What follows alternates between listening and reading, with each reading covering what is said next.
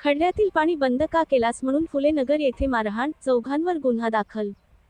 फुलेनगर येथे खड्ड्यातील पाणी बंद का केलास म्हणून चौघांनी संगनमत करून मारहाण केल्याप्रकरणी उदगीर शहर पोलीस ठाण्यात मार्च 15 रोज शनिवारी 5 वाजेच्या सुमारास चौघांवर गुन्हा दाखल करण्यात आला आहे.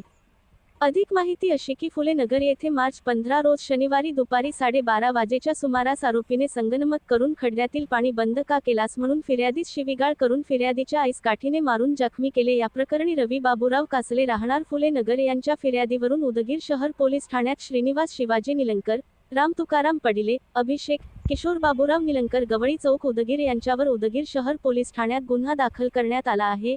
अधिक तपास पोलीस हेड कॉन्स्टेबल कांबळे हे करीत आहे. सर्व घटना सीसीटीव्हीत कैद झाली आहे.